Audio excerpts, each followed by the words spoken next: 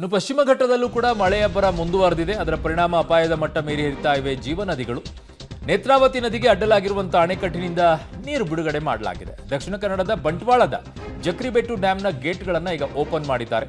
ತಗ್ಗು ಪ್ರದೇಶಗಳಿಗೆ ನೀರು ನುಗ್ಗುವಂತಹ ಭೀತಿ ಇದೆ. ಹಾಗಾಗಿ ಹೈ ಅಲರ್ಟ್ ಅನ್ನ ಘೋಷಣೆ ಮಾಡಿದ್ದಾರೆ. ಹಾಗಾಗಿ ಆ ಭಾಗದಲ್ಲಿರುವಂತಹ ಜನ ಎಚ್ಚರಿಕೆಯಿಂದಿರಬೇಕು. ನದಿ ಪಾತ್ರದಲ್ಲಿರುವಂತಹ ಜನ ಯಾರೆಲ್ಲ ವಾಸ ಮಾಡ್ತಿರ್ತೀರಾ, ತುಂಬ ಚೆನ್ನಾಗಿ ಕಾಣುತ್ತೆ ಅಂತ ಹೇಳಿಬಿಟ್ಟು ನದಿ ಪಾತ್ರದಲ್ಲಿ ಒಂದಿಷ್ಟು ಮನೆಗಳನ್ನು ಕಟ್ಕೊಂಡೆಲ್ಲ ಇರ್ತಿರಲ್ವಾ, ಭಾಳ ಹುಷಾರಾಗಿರಿ. ಮಳೆ ಇಲ್ಲದೆ ಇರೋ ಟೈಮಲ್ಲಿ ಚೆನ್ನಾಗಿರುತ್ತೆ, ಅದೆಲ್ಲ ನೋಡೋಕ್ಕೆ ವಾಸ ಮಾಡೋಕ್ಕೆ ಕಷ್ಟ ಆಗುತ್ತೆ.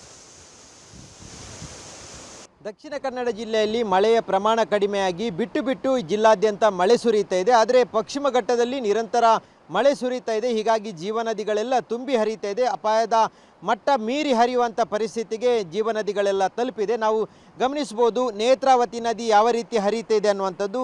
ಭಾಳಷ್ಟು ರಭಸವಾಗಿ ಮೇಲ್ಭಾಗದಿಂದ ಅಂದರೆ ಪಶ್ಚಿಮ ಘಟ್ಟ ಭಾಗದಿಂದ ನಿರಂತರವಾಗಿ ನೀರು ಹರಿದು ಬರ್ತಾ ಇದೆ. ಹಾಗಾಗಿ ಎಲ್ಲ ಜೀವನದಿಗಳು ಇದೇ ರೀತಿಯಾಗಿ ತುಂಬಿ ಹರಿತಾ ಇದೆ. ಅದರಲ್ಲೂ ಪ್ರಮುಖವಾಗಿ ನೇತ್ರಾವತಿ ನದಿ ಬಂಟ್ವಾಳ ಸಮೀಪದ ಜಕ್ರಿಬೆಟ್ಟಲ್ಲಿ ಈ ರೀತಿಯಾಗಿ ಹರಿತಾ ಇರುವಂಥದ್ದು. ಇಲ್ಲಿ ಗಮನಿಸಬೇಕಾದದ್ದು ಒಂದು ಅಣೆಕಟ್ಟು ಇದೆ. ಈ ಅಣೆಕಟ್ಟಿನ ಎಲ್ಲ ಗೇಟ್ಗಳನ್ನು ಈಗ ತೆರೆದು ಬಿಡಲಾಗಿದೆ. ಅಂದರೆ ನಿರಂತರವಾಗಿ ಮಳೆ ಆಗ್ತಾ ಇದೆ, ಮೇಲ್ಭಾಗದಲ್ಲೂ ಹೆಚ್ಚಿನ ಮಳೆ ಆಗ್ತಾ ಇದೆ, ಜೊತೆಗೆ ಎಲ್ಲ ಡ್ಯಾಮ್ಗಳು ತುಂಬಿ ಹರಿತಾ ಇದೆ. ಹಾಗಾಗಿ ಜಿಲ್ಲೆಯ ಎಲ್ಲ ಕಡೆಗಳಲ್ಲಿರುವಂಥ ಡ್ಯಾಮ್ಗಳೇನಿದೆ ಅದನ್ನೆಲ್ಲ ತೆರೆದು ಓಪನ್ ಆಗಿ ಬಿಡಲಾಗ್ತಾ ಇದೆ.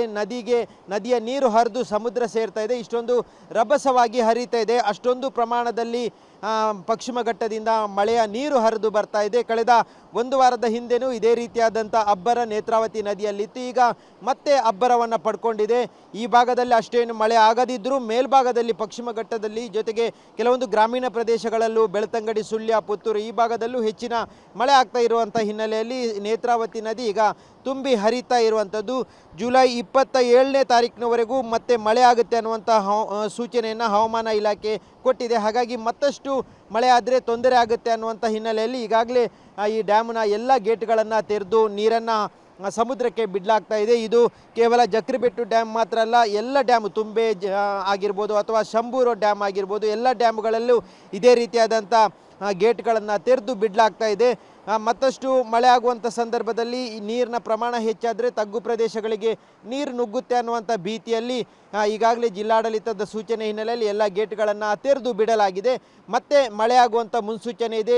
ಪಶ್ಚಿಮ ಘಟ್ಟದಲ್ಲೂ ಮತ್ತೆ ಹೆಚ್ಚಿನ ಮಳೆ ಆಗುತ್ತೆ. ಹಾಗಾಗಿ ಆ ಸಂದರ್ಭದಲ್ಲಿ ಮತ್ತೆ ತಗ್ಗು ಪ್ರದೇಶದ ಜನರಿಗೆ ನೀರು ನುಗ್ಗುವಂಥ ಭೀತಿ ಎದುರಾಗುತ್ತೆ. ಹಾಗಾಗಿ ನದಿ ಪಾತ್ರದ ಜನರು ಎಚ್ಚರಿಕೆಯಿಂದ ಇರಬೇಕು ಅನ್ನುವಂಥ ಸೂಚನೆಯನ್ನು ಜಿಲ್ಲಾಡಳಿತ ನೀಡಿದೆ. ಕ್ಯಾಮ್ರಾಮನ್ ನಿಶಾಂತ್ ಜೊತೆ ಸುಖಪಾಲ್ ಪಳಲಿ, ಪಬ್ಲಿಕ್ ಟಿವಿ, ಮಂಗಳೂರು.